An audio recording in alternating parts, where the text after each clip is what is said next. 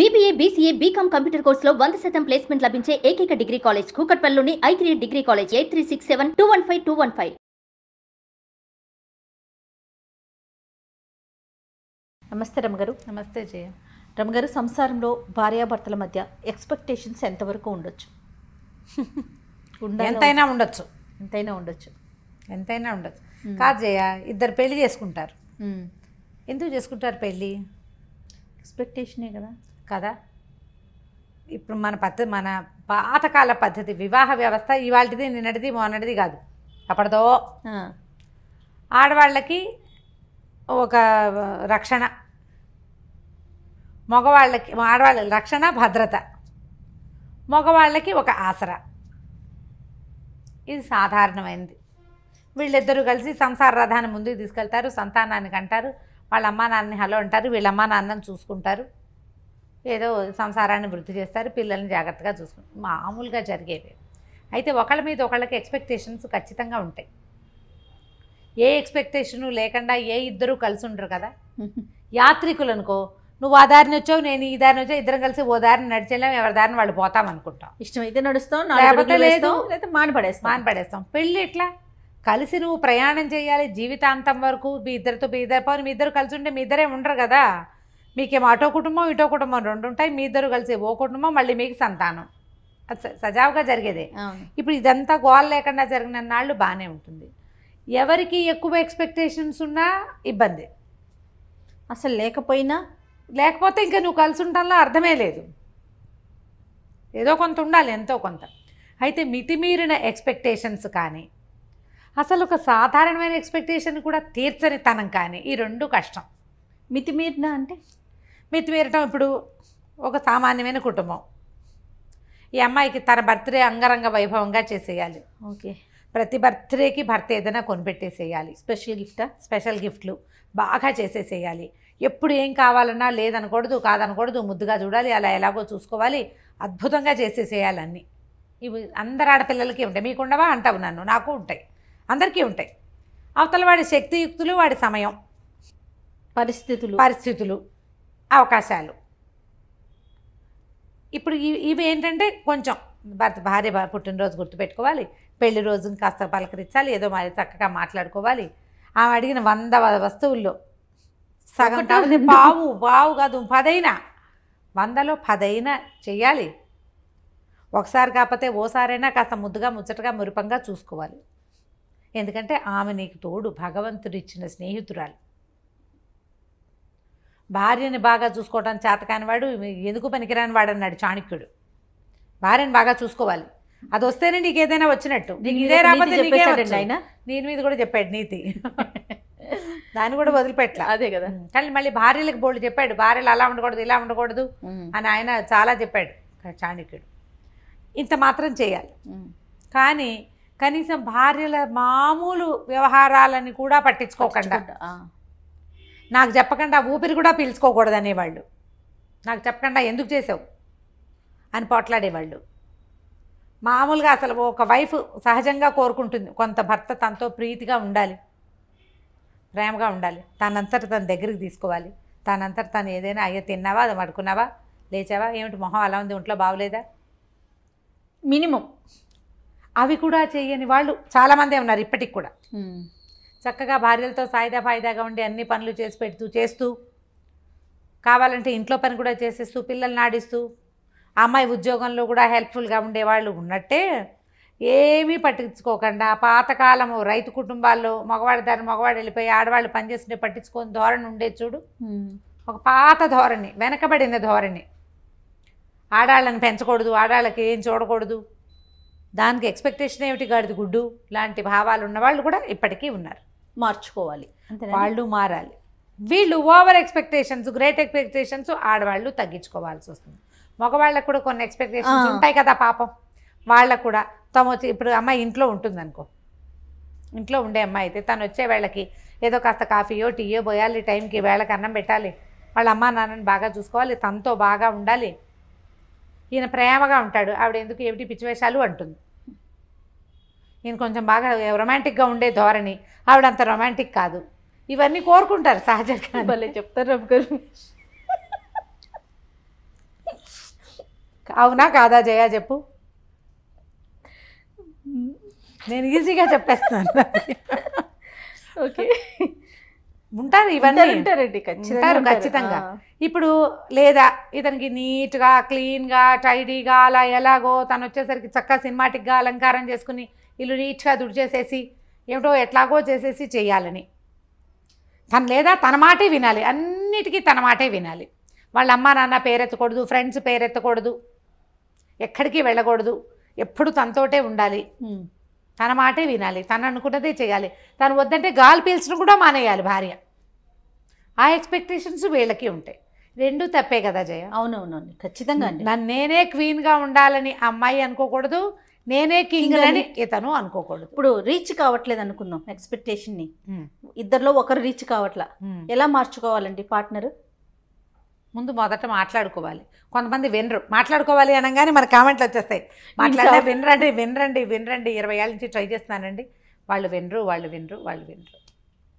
Okay, అప్పుడు ఏం చేస్తాం, ఎక్స్పెక్టేషన్స్ తగ్గించుకోవాలి. మనకి ఇంతంత ఉన్నాయనుకోండి, వాటిని చిన్నవి చేసుకోండి. ఓకే, కనీసం ఇది మీట్ అయ్యాం, విన్నరు అని తెలుస్తోంది. మీరు కొన్ని సంవత్సరాల నుంచి ప్రయత్నం చేస్తున్నారు కదా, అది వదిలేయండి. అది కరెక్టా కదా? వదిలేయాలి. ఎన్నని వదిలేసుకోవాలి అని ప్రశ్నిస్తారు మళ్ళీ. ఏమైనా వదులుకోవాల్సిందే, సంసారం వదులుకోలేం కదా చచ్చి. ఏం చేస్తాం? అందుకని ఇప్పుడు రీచ్ కాలప్పుడు మీరు అన్నట్లు వదులుకోవటమే మంచిది కదా. మన ఎక్స్పెక్టేషన్ మీట్ అయ్యే పద్ధతి అవతల వాళ్ళల్లో లేకపోతే వీళ్ళని వదిలేయటం కష్టం, కాబట్టి ఎక్స్పెక్టేషన్ వదిలేయటం సులువు కాదు రమ్మగారు. ఎవరితో చెప్పిస్తే మూడో వ్యక్తిని ఇన్వాల్వ్ చేస్తే మారుతారా? చేయొచ్చు, ప్రయత్నం చేయొచ్చు, కాకపోతే అందరి దగ్గర అది కుదరదు జయ. మూడో వ్యక్తిని ఇన్వాల్వ్ చేయొచ్చు. ఆ అమ్మాయికి ఒక మినిమం ఎక్స్పెక్టేషన్స్ ఉన్నాయి, వాటినైనా నువ్వు మీట్ అవ్వాలి అని అతని అక్కలో చెల్లెళ్ళో అమ్మలో ఫ్రెండ్సో చెప్పచ్చు. కానీ వాళ్ళు వినద్దు, వాళ్ళు మాత్రం అబ్బాయి అంతే నువ్వు అలా ఇవ్వే సర్దుకో అనేవాళ్ళు లేరు, ఉంటారు. వాడు అలాగే ఉంటాడు, నువ్వు సర్దుకో, వాడు అలాగే ఉంటాడు, నువ్వు అడ్జస్ట్ అవ్వు, వాడు ఎలా ఉన్నా నువ్వు అడ్జస్ట్ అవ్వు. వాడు నవ్వినప్పుడే నవ్వు, వాడు ఏడ్చినప్పుడే ఏడు, వాడు వద్దంటే మానే, అంతే.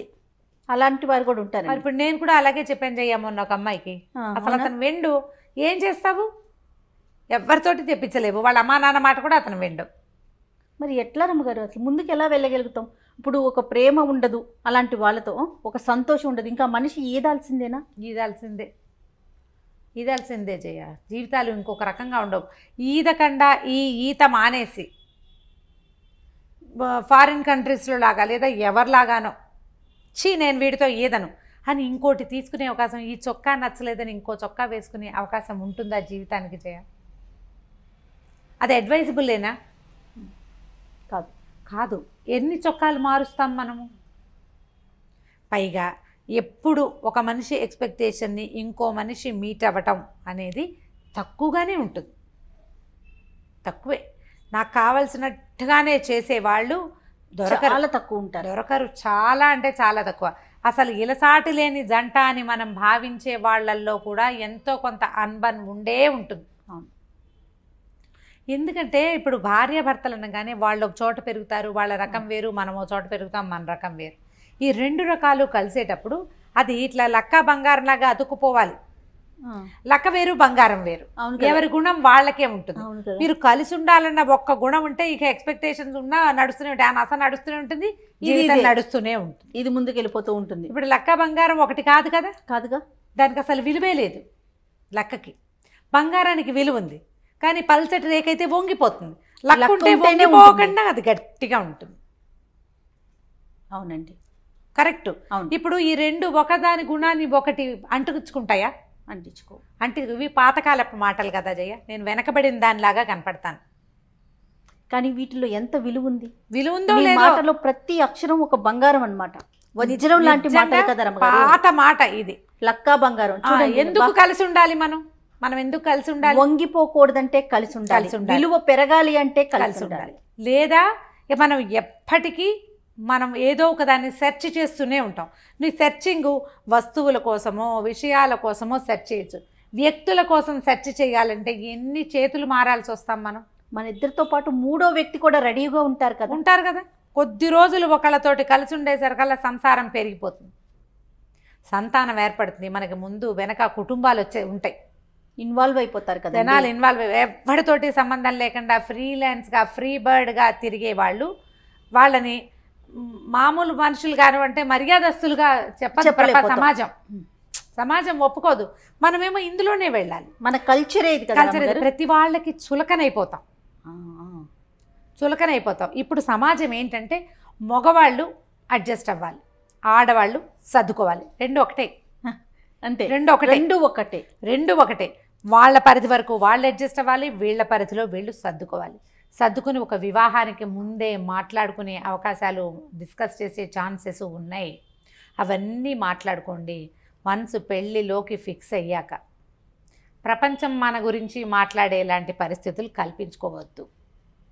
ఎక్స్పెక్టేషన్స్ మీట్ అవ్వలేని ఎక్స్పెక్టేషన్స్ కనుక ఉంటే ఏ విషయంలో మీట్ అవ్వలేకపోతున్నామో దాన్ని కొంచెం తగ్గించుకోండి. లేదా రెండో వాళ్ళు దాన్ని మీట్ అవ్వడానికి కొద్దిగా ట్రై చేయండి. తగ్గించుకోవటం, మీట్ అవ్వడానికి ప్రయత్నం చేయటం, ఈ రెండు ఇద్దరూ చేయవలసిందే. చేస్తే సంసార రథం ముందుకెళ్తుంది. నేను అనుకుంటారమ్మ గారు, ఇలాంటి ఎక్స్పెక్టేషన్స్ రీచ్ కావట్లేదు, ఇబ్బంది పడుతున్నప్పుడు ఇటు పేరెంట్స్ కానీ అటు పేరెంట్స్ కానీ కొంచెం కల్పించుకొని వాళ్ళిద్దరిని కలిపే ప్రయత్నం చేస్తే మరింత అక్షింతలు వేయటం, మరింత గ్యాప్ను పెంచే ప్రయత్నాలు కాకుండా అలాగే చేస్తారు. అదే జరుగుతుంది. ప్రధానమైంది మనతో ఉన్న రెండో వ్యక్తి వీళ్ళతో ఎందుకున్నామా అని నిత్యము ఏడుస్తూ ఉంటే, నిత్యం ఫీల్ అవుతూ ఉంటే ఎందుకు మన బతుకు వేస్ట్ కాదు? అదొక జీవితమా? అది మన పార్ట్నర్ హ్యాపీగా లేనప్పుడు హ్యాపీ కాదు, కానీ హ్యాపీగా లేకపోయినా పర్వాలేదు, ఏడుస్తూ ఉంటే భరించలేనితనం. ఆ బంధమే అనవసరం కదా. ఈ అనవసరమైన బంధాన్ని ఎందుకు కొనసాగించాలని అవతల వాళ్ళకి అనిపించడం ఎంత న్యాచురల్. ఇప్పుడు నా బొట్టు నీ బొట్టు దాన్ని చెప్తే ఏమంటాం మనం? ఫ్రెండ్స్ ఏమంటారు? ఏచి ఇంకా వీళ్ళతో ఎందుకు, ఈ అమ్మాయితో ఎందుకని మగవాడి ఫ్రెండ్స్ అంటారు, ఈ మగవాడితో ఎందుకని అమ్మాయి ఫ్రెండ్స్ అంటారు. చెరో పక్కన లాగుతారు. ఇక్కడ అడ్జస్ట్ అవ్వాలా, ఇంకో చోట అడ్జస్ట్ అవ్వాల్సి రాదా? కానీ కాదు కరమ్మ గారు, ఆ మనిషి యొక్క ఘోష ఎంత కొట్టేస్తుంది, ఎంత బాధ అనిపిస్తుంది కదా. యువతల మనిషి మీకు అది ఎంత తగులుతుంది కదా. ఎంత తగులుతుంది, ఎంత బాధ, ఎంత హింస. పోనీ నువ్వు ఇక్కడ సరిగ్గా లేవు, రేపొద్దున ఇంకా కొంచెం జీవితాలు ముందుకెళ్ళావనుకో, అక్కడ అబ్బో ఓసారి ఇలా అయ్యింది, ఈసారైనా సర్దుకోవాలనిపిస్తుంది. నువ్వు మొదటే ఎందుకు సర్దుకోవు? నువ్వు ఆ సర్దుకోవటం మొదటే ఎందుకు చేయకపోతావు? ఇంట్లో వాళ్ళు కూడా ఒక పెళ్లి ఫెయిల్ అయింది, రెండో పెళ్లి చేసాం, ఇప్పుడైనా సర్దుకోవాలనుకుంటారు. మీరు మొదట ఎందుకు సర్దుకోరు? వదిలించేసుకోవాలని చూడటం, రెండోసారి పూర్తిగా అడ్జస్ట్ అయిపోవాలని చూస్తారు. అవును, అది కూడా జరుగుతుంది. మొదటిసారేమో చాలా చూస్తారు, రెండోసారేమో డిపెండ్ అయిపోతూ ఉంటారు.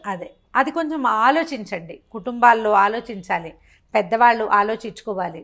వైఫ్ అండ్ హస్బెండ్ పెళ్ళిళ్ళు చేసుకున్నటువంటి వాళ్ళు ఆలోచించాలి. వీళ్ళ మధ్య సంతానం అంటే వాళ్ళ గురించి ఆలోచించాలి.